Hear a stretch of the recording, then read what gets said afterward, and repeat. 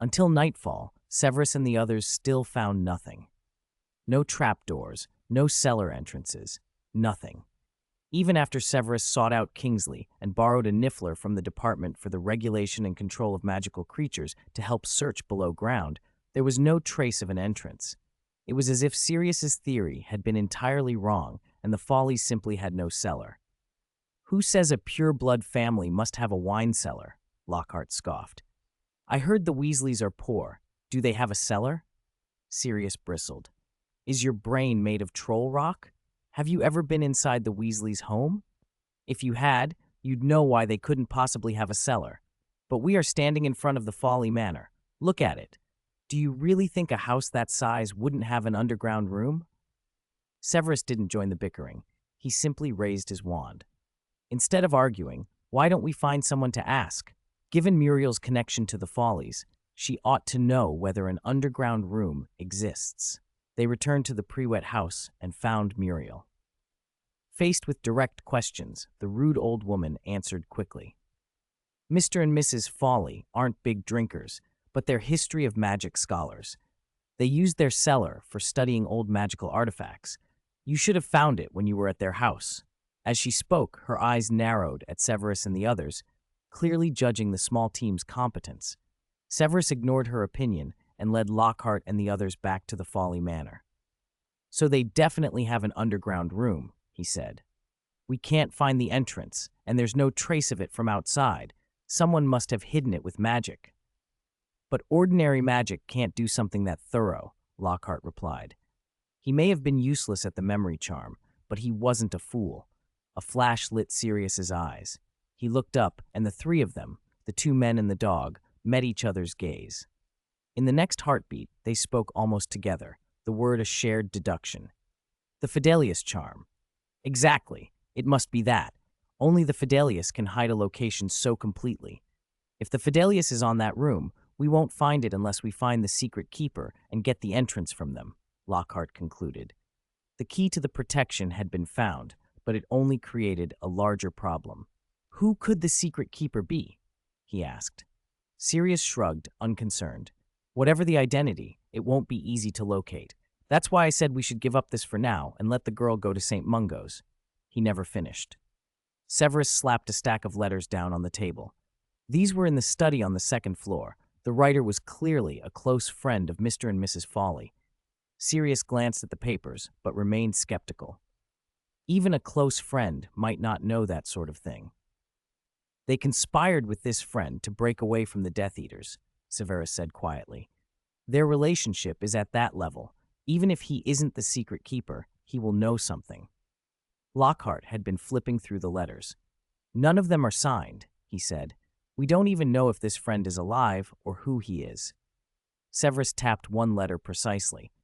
"We may not have the writer's name, but this letter mentions a person, someone familiar to both the Follies and the writer." Lockhart and Sirius read the name Severus pointed at. Igor Karkaroff. Durmstrang, in northern Europe, had come into the rigor of winter earlier than Hogwarts. Cold settled in the school like a second skin. Compared to the riots and unrest in Britain and France, Durmstrang seemed insulated and remote. Still, its headmaster's mood had lately been restless. Many students and teachers had seen Karkaroff pacing in his office, frowning and muttering, "No, he won't come back." And then, when more news arrived from Britain, he would suddenly relax as if comforted, smiling with an ease that felt unnatural after his fits of terror. The changes puzzled the students. On the day Severus arrived, 3 unexpected visitors knocked at Durmstrang's gates. After the administrator escorted Severus and his companions to the headmaster's office, Karkaroff kept staring at his former colleague. His gaze was a pair of searchlights, weighing and measuring Severus. Lockhart shrank back, uncomfortable under that scrutiny. Severus met Karkaroff's appraisal head-on and smiled. "I know what you're trying to figure out, Igor," he said evenly. "You heard about what's been happening in Britain. You felt the call, and you wonder why I have come and whom I represent." Both Lockhart and Sirius felt the quiet current running through the room. Sirius carried it off with his usual confidence. He'd never been one to fear much, but Lockhart was on edge. He had not expected the headmaster of Durmstrang to be a former Death Eater. and because Severus was here, he had assumed the two men were at least acquaintances. The prickling tension that sprang up the moment they met took Lockhart completely by surprise. Karkaroff cast a sideways look at Lockhart and Sirius. He knew neither of them and could read nothing from their faces. At last he fixed his cold gaze on Severus, who sat opposite him looking bored, and said, "So, whose interests are you representing this time?" Severus shrugged. "That depends on whose interests you'd like me to represent." "What do you want?" Karkaroff asked. He knew Severus had not crossed half the world for idle amusement. He had a purpose. Without threats or preamble, Severus drew a moving photograph from his robe. The picture showed the entire Foley family. "You know them," Severus said.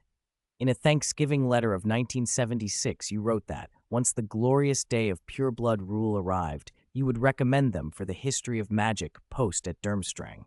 You were on friendly terms with the Death Eaters then, weren't you?" When Karkaroff saw the photograph, long-buried memories spilled up like garbage overturned from a bin. His eyes narrowed. He still couldn't see Severus's angle. "That was long ago," he said. "We had no personal bond. I respected their scholarship in history of magic, nothing more." Severus laughed softly. "Is that how you began your little speech to Lord Voldemort?" At the name, Karkaroff flinched. Terror passed across his face. You. What's left to fear?" Severus continued. "When the Foleys tried to leave the Death Eaters, they angered Voldemort. You used that as your excuse to cut ties. When he fell, you betrayed the rest and escaped the reckoning." Severus held Karkaroff's gaze. "No matter whose side I'm on today, you've already burned every bridge. Voldemort will never take you back. Do we agree?" Karkaroff swallowed, visibly cowed, but his mind raced.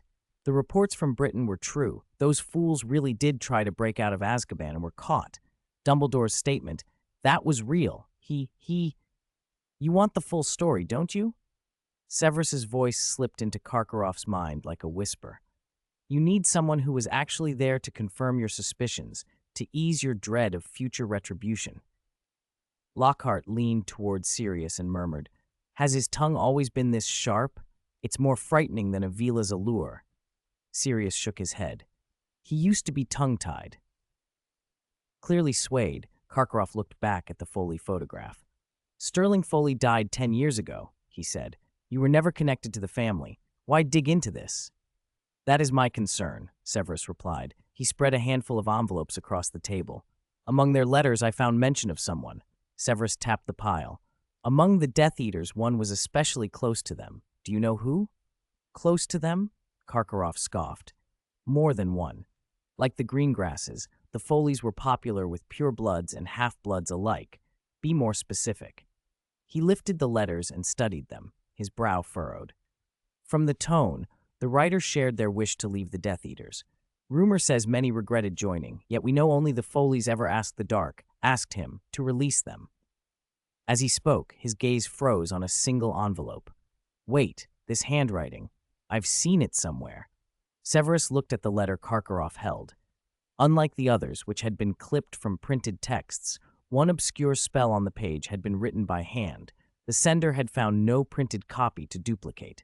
Karkaroff flicked his wand, and the tall bookcase behind him sprang open, doors and drawers swinging wide as countless sheets of parchment flew out. He plucked one yellowed scrap and spread it before Severus and the others. "This is an ancient spell discovered in 1978 when Death Eaters and Aurors fought over an old magical ruin," he said. "The Dark Lord's power was at its height then. The Aurors were outmatched. The ruin fell to the Death Eaters, and on his orders, several of us versed in ancient magic surveyed and deciphered it. Among them were myself and the Follies," Karkaroff added. Severus studied the parchment. Lines of runes, ancient runes, covered it, and one symbol matched exactly the rune in the letter addressed to the Follies. The handwriting, the stroke order, even an untrained eye could see they came from the same hand. "So the person who wrote to the Follies also joined you in exploring that ruin?" Karkaroff frowned. "I no longer recall who recorded this section, but 7 or 8 of us took part. 2 died fighting Aurors within the year. Excluding myself and the Follies, 3 remain: Rabiston Lestrange, Augustus Rookwood, and Jeremy Greengrass." At the names, Severus's face darkened. He immediately crossed 2 out. Rabistan and Augustus are dead. Karkaroff watched Severus intensely, as if trying to confirm something. When Severus spoke, Karkaroff's breath caught and delight flashed across his face. They're dead, truly. Then the British reports were right. Minister Bagnold finally handed those would-be escapees to the Dementors. Ha ha! He laughed with the relief of a weight lifted. Sirius and Lockhart stared as if he had lost his mind. Severus understood exactly what had lit Karkaroff's excitement. Karkaroff wrote the last name, Jeremy Greengrass, on a scrap of parchment and tucked it away. You can indeed stop looking over your shoulder. Bagnold pushed through the order to surrender the escapees to the Dementors before her term ended. The remaining pureblood conspirators were shipped to Azkaban, into the cells once held by the Lestranges. Everything Dumbledore has said publicly is true. Lord Voldemort will not return. Karkaroff's grin widened. Few wanted the Dark Lord back more than he, but Severus's next words froze that smile. But I hear the International Confederation of Wizards plans inspections of Europe's 3 great schools, an initiative led by Dumbledore, to ensure laws keeping the dark arts out of classrooms are enforced. Severus turned to leave, Lockhart and Sirius following. A word of advice, Igor. You've whitewashed your reputation. Stay content in your lofty post as principal. The past may stay buried, but present misdeeds can still draw attention. With that, the 3 of them left the headmaster's office. Karkaroff sat alone in his high-backed chair, his face clouded in thought. Back in Britain, after a night's rest, Severus and his companions set out at dawn for the Greengrass estate. The Greengrasses were a noted pureblood family who had largely kept clear of the Death Eaters. Though one member had become a loyal servant of Voldemort, the main heir had remained neutral. Unlike the Malfoys, they kept a low profile, so the recent Azkaban breakout had not touched them. They received Severus politely and told him where Jeremy had gone. After the Dark Lord's fall, Jeremy had used Imperio as an excuse to avoid ministry punishment, then vanished to a Muggle village near Crawley and never returned. With that lead, Severus set off at once, following the address he'd been given. When they arrived, they found an empty house.